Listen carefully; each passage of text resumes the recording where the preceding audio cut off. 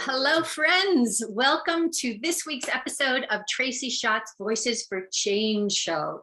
I'm Hope Katz-Gibbs, founder of Incandescent Radio and Incandescent TV. Thrilled to be here.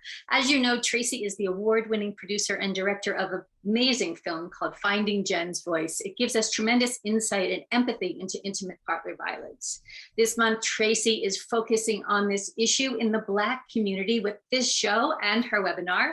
And we know you are going to love today's guest, Janice Ferebee, MSW. She is a globally recognized personal development speaker, author, and female empowerment expert.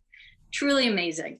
She's the founder and chief woman warrior of Ferebee International and has more than 40 years experience dealing with these issues and so many more. Oprah recognized her, Essence magazine recognized her, 17 magazine, she was on the team. And Got It Going On is her brand where she brings Black girls to the forefront. So Tracy, take it away.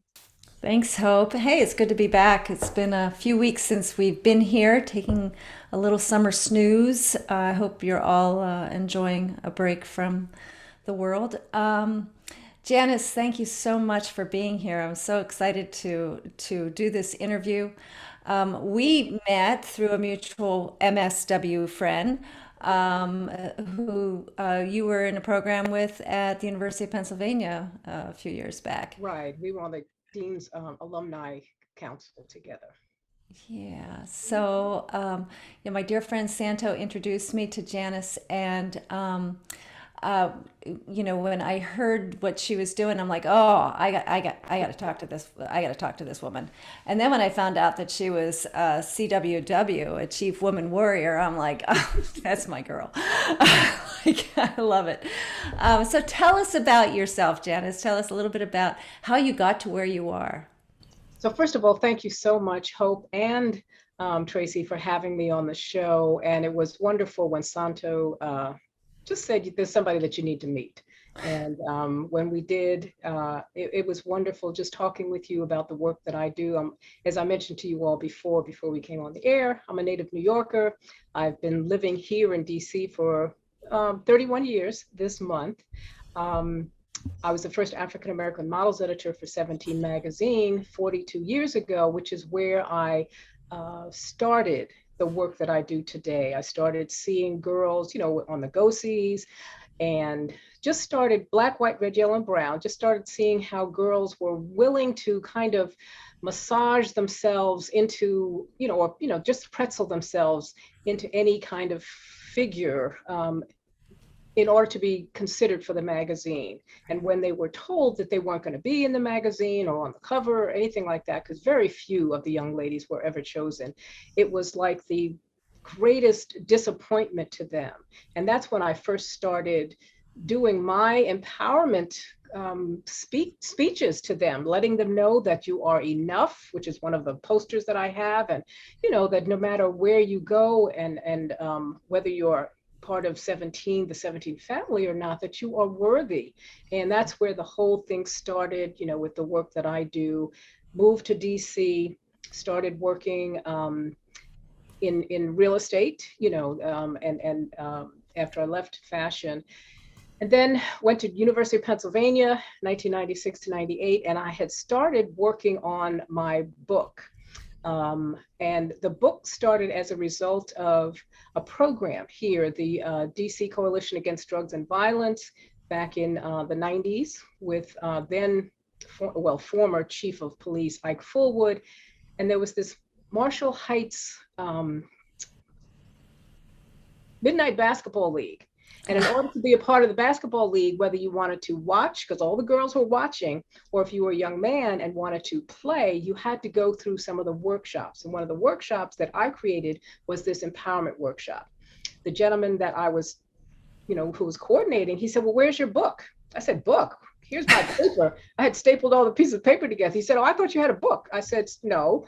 Those pieces of paper became my first book, Got It Going On, an image awareness guide for young ladies. I thought it was going to be the only book I wrote. It became the book for girls 8 to 11 because as I started speaking and people knew what I was doing, people asked for a book for older girls because I started working with teenagers. Ended up going to University of Pennsylvania and was on BET's Teen Summit with Ananda Lewis, introduced the book, and then started the program at school. I was a graduate fellow at the W.E.B. Du Bois College House, started the Fitness and Fashion with Funk program that once I graduated became the Got It Going On empowerment program for girls. I was featured on Oprah, 2003 Essence Award winner, just started speaking and had a program for about 10 years housed at the YMCA here in DC, and just working with girls, whether they were in church, school, adjudicated, because I had a partnership with the courts where they would send the girls to my program. They gave them the option of going to Got It Going On or going to a group home. Many of them chose Got It Going On. So I've been doing this work and then kind of took a hiatus, although there were programs going on. I created the second book in 2000, which is the book now that we're talking about, that the 20th anniversary was last year. Wow. I can't believe it. And that will come out this winter, but facilitator's guide. So I created a program and a way for me to train service providers. So there are Got It Going On folks around the country, and I've done some work in South Africa and Ghana, and continue to do this work. And as I said on Oprah, I will continue to do this work until I take my last breath. That is so awesome. It feels like you were like 20 years ahead of your time when we look at the times we're in right now, and you know, the issue of you know, girls' identity, and particularly girls of color identity, is something that we're talking about a lot more, but we weren't really talking about it 20 some years ago. No. And it's interesting that you say that, because I was feeling maybe this book isn't necessary. And a friend of mine that helped me to co-write, Ken Smith, who co-authored the Facilitator's Guide, he's an instructor at Montgomery Blair High School, he said, unfortunately, your book is needed more than ever. And, you know, doing the updates now, because 20 years ago, there was no social media. Right. So adding certain things to the book, you know, now because of the Me Too movement and Black Lives Matter, you know, there's a whole chapter on social media. There's a chapter on global awareness and social justice. But girls' identity, Black, white, red, yellow, brown, is so influenced by social media today, whether it's Instagram, Twitter. You know, I'm way behind with some of the stuff. You know, it's hard to keep up. It's hard to keep up because there's a new flavor, there's something new, the media, but our girls, and as I said, all colors, but especially Black girls, because there's so much negativity and there's so many negative images out there that they're having to deal with. And I talk about counteracting crazy, but our girls, we could all use a little of that. Yeah, I'm telling you, especially after COVID. Right. But our girls are having to deal with what they see and what's real. And many of them don't know how to discern what's real. And they get caught up in what they see, and they don't know how to make that distinction. Well, it's interesting you bring up social media. We did a webinar 7 months ago on teen dating violence, and social media was a big part of the conversation because of cyberbullying and cyber abuse and exploitation by intimate partners and former intimate partners online. It's a whole nother complexity to growing up in our world, and you know, I could see why that would deserve a chapter in your book. It's a lot. Yeah. So we're going to be doing a webinar together in a couple of months, and we're for Domestic Violence Awareness Month. Our special webinar is going to be talking about intimate partner violence in the Black community, and Janice is going to be our guest, as well as a few other people, which we'll be announcing later.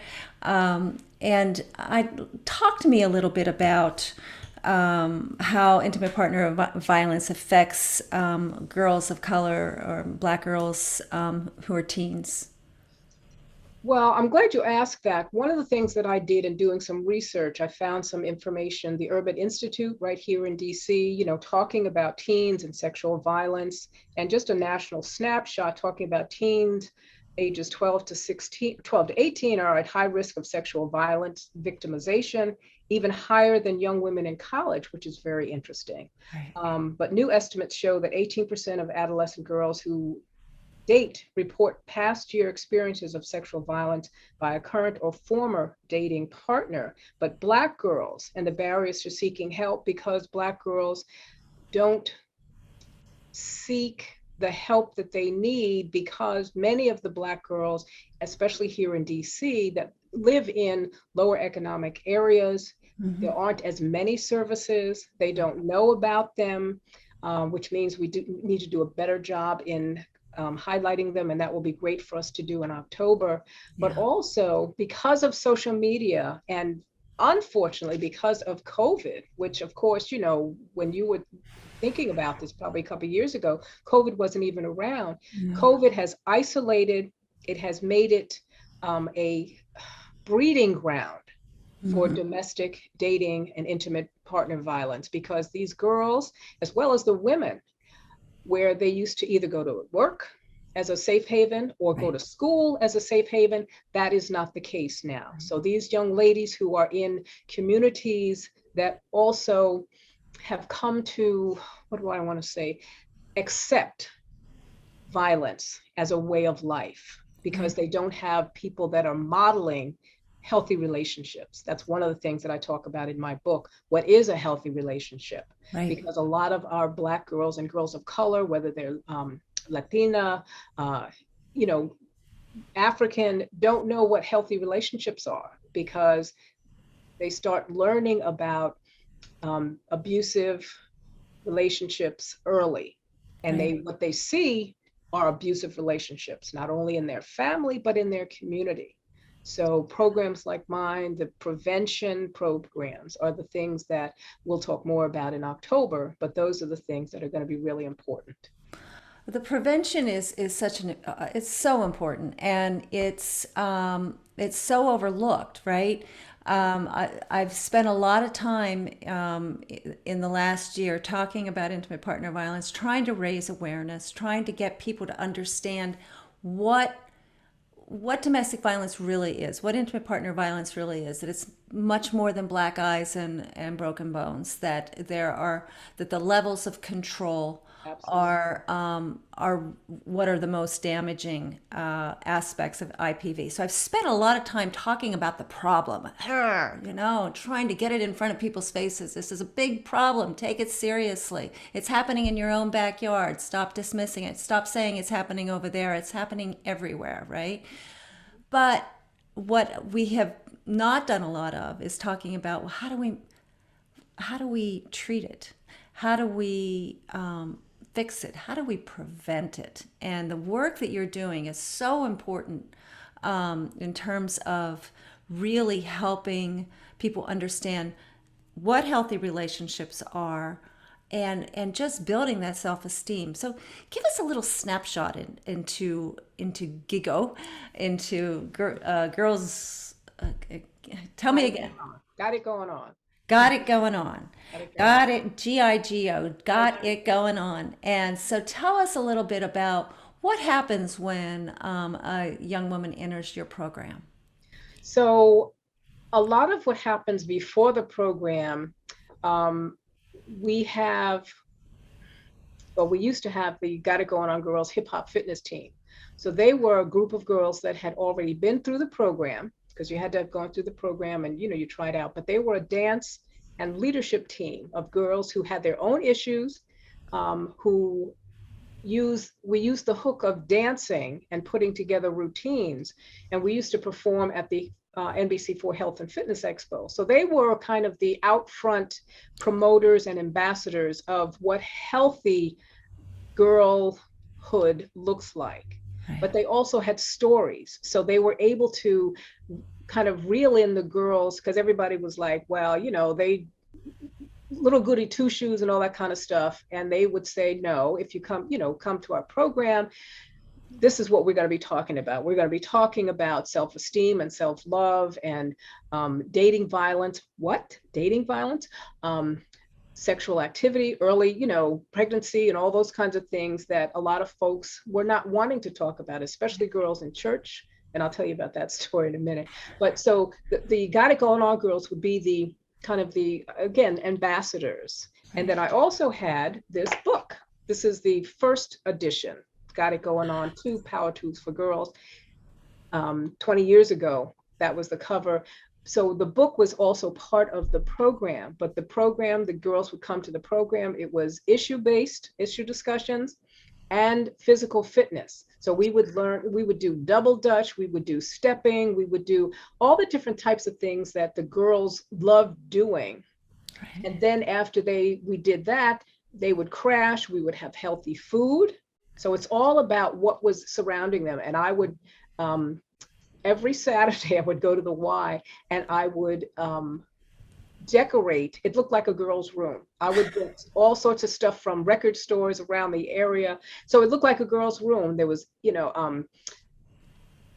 really comfortable leather couches to sit on, bean bags and all that kind of stuff. So the girls, after they did some stepping or double dutch or whatever, they would just chill out and we would talk. Sometimes I would have people come in, because I'm a trained group counselor, we would also talk. And we had what we called a no parent zone. So unless parents were invited, you could not come. And parents were never invited. So the only way we could get them to the event was we invited them. We had a holiday event, but the girls, we would go through the book and I'm going to give you some of the titles of the sessions that we would have. A positive self-image. So we would talk about that, self-love, self-esteem, self-respect, values, decision-making, because a lot of folks don't know that there are 5 steps to decision-making. Mental, emotional, and spiritual fitness, dealing with life's challenges, talking about mental and emotional illness, fitness. And that's where we get into suicide and talking about some really, intimate partner violence, physical fitness, being comfortable in your own skin, intellectual fitness for the new millennium, personal goals, how to have goals, financial, then a positive place in society, healthy relationships, healthy communications. That's when we would talk about what a healthy relationship looks like. Right. And I would drill them, and talk to them about what that looks like. So, and then staying out of harm's way, looking your best, but talking with them in a non-judgmental way. And that's what I looked for in the people that worked with me, the assistants. And one of the young ladies that became my program assistant, I mentored her like 20 years before that when she was in high school. But all of that was part of the prevention. So some of these girls had not even gotten into dating violence. Some of them had, but that's where you were talking about prevention and intervention, getting these girls early so they can start learning what healthy relationship looks like, what it's like when somebody starts kind of grooming you, that starts isolating you, what they start saying, I want to see everything on your phone, or I want to choose what you wear, or that I don't like that, and all those kinds of things, where a lot of girls think that especially because if you don't have good self-esteem, if you don't have a good sense of self, and Black girls, because of a lot of things that they were seeing on television, wanting to have long straight hair, so they slap on the weaves and all of that kind of stuff, or not being happy about their facial features, or their skin. So if they could get a boy to like them, or what they thought was somebody liking them, they would do anything for them. So if this young man started saying, well, I don't want you to see so-and-so, and so, all of those things that about, those are the things that we would talk about and Got It Going On. These are the things to look out for. But the more you love yourself, the more you value yourself, the easier, it's still going to be challenging, but the easier it's going to be for you to not even get set up for that, or to pull away from it And the girls started creating, and this is why there need to be so many more programs. The girls started creating a network. So they would kind of tell on each other when they'd see each other. They would say, hey, what did we talk about last weekend? Stuff like that. Or they would come to them and say, come with me, or, doing things that they'd learned in the program. And there are programs, in DC and around the country, but there just need to be so many more. But that's a lot of what Got It Going On would do, the prevention and then the intervention if the girls were, kind of creeping to the other side. I love it, and it's got all of the elements of a really good prevention program in terms of creating education, developing self-esteem, and then creating that support system that helps them stay with themselves, and be who they are, which is hard. It's a hard thing to do. So the program sounds amazing, and you're right. You need to franchise it and take it around the world. Speaking of which, talk to us about Africa. Oh, that is one of the questions that I have in one of my interviews is where are the two best places, but two places that you go for inspiration. Well, South Africa is one of them, and the Saxon Hotel specifically, because it used to be where, and I don't know, she may still go there, where Oprah used to go, but when I went on my second trip to South Africa in 2006, I went to the Saxon Hotel, and they have this just fabulous massage therapy and other self-care activities. And so that's one of the places I go for inspiration. But the way I got to Africa, initially, my book was being taken by a woman in my dad's church who had a church in Ghana, in Accra. And she took a group of a bunch of books over there, and started working with the girls over there on her visits. So that was my book. I didn't go, but my book was in Ghana. In 2004, when I kind of started the Got It Going On Girls Hip Hop Fitness team, I wanted to work with a group that did work with young people. Right. And I found Step Africa, and Step Africa is one of the top Black dance troupes in the country, but they use stepping as a dance genre. And Brian Williams, who is the founder, a good friend, he stepped in college, Black fraternities and sororities, and right. Now it's become, more than just fraternities and sororities, but he was stepping.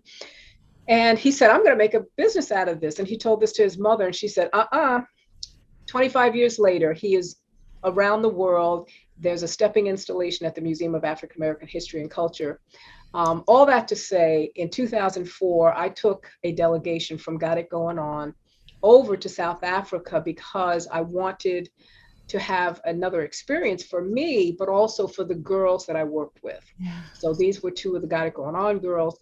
And taking the trip to South Africa, Step Africa had the Step Africa International Cultural Festival, where they taught stepping and other US dances, and individuals learned African dances. So I learned Zulu and other dances from Africa, but I ended up going 2 more times. Wow. On in 2006, and then in 2009, back with Step Africa, just doing more work. And our first stop in 2009 was to the Oprah Winfrey Leadership Academy for Girls. And at that time, Dwana Smallwood, who Oprah had kind of snatched from the Alvin Ailey dance troupe, she was their master instructor, and she did a master class with Step Africa. But I just felt a kinship with Africa and found it a wonderful place to do the same type of work. Right. Prevention, intervention, and just learning a different culture as well. I've done some work with other ethnic groups, with Latina girls, with Asian girls, with African girls. And I'm looking to expand that because self-love and self-esteem is needed by all girls. So For sure. That must have been an amazing trip for your delegation, for the girls that you brought from Got It Going On. It was. Trip of a lifetime, I would think. It was. We had to have them go through some training with the South African Embassy. And I also wanted them to learn the customs and culture of Africa, because I think a lot of people from the United States go to some foreign country sometimes feeling like, well, we're going to teach them our way because our way is the best and all that. And I didn't want them to go because we were visiting another country, as if we were, visiting someone else's home. Right. I thought it was really important for us not to go there in an arrogant fashion, but to go humbly, and that the girls needed to understand that and know that. And what was interesting, having to share with them that some of the customs, they had to be very careful. Some of the customs could get the girls, some of the things that we might think are okay, could get the girls killed. Wow. Their customs, either speaking up or, just some certain things. And that had to be impressed upon them. And that was done really well by the South African Embassy here. So I'm very, very grateful to them. That sounds amazing. I bet you're looking forward to going back. I am. Yeah, hopefully the world will open up soon. I know Africa's been hard hit as well by COVID. Well, thank you so much. The work you're doing is exciting and so positive, and it's really fun to talk about ways to really change the narrative, right? Change the way we think about ourselves and the way we think about ourselves in relationship. But you're doing something that's really very direct, and it's so important. And anything that we can do to help you spread the word and get those programs going in every community in the United States and around the world. I mean, and yeah, you're right. It's not just girls of color that need the experience, but it's the special challenges of our society right now makes your program even that much more important. So I'm grateful to you for the work that you're doing. Well, thank you. And thank you for having me on. I really appreciate being able to share about my life and to share about the work that I do with girls and Got It Going On.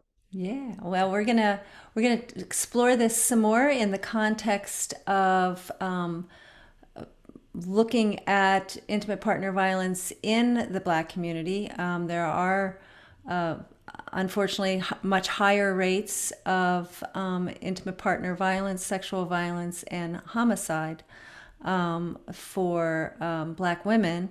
So the work you're doing is really important in making those numbers change and go in a downward. And that's really what this is all about. So thanks, Janice, for being here. And we're going to see you in October. And everybody can keep an eye out for that webinar. The information is always available on voices4change.net. So thank you. Thanks, Hope.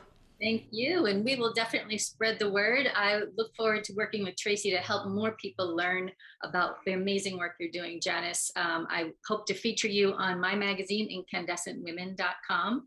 And we can maybe even do another interview with you with Cynthia DeLorenzi, another phenom from DC, who's also here in New York. Yeah. So, but Tracy, always wonderful work that you're doing. Thank you for letting us all be a part of spreading the word to end intimate partner violence for everyone around the world. So absolutely. Thank you for the work that you all do.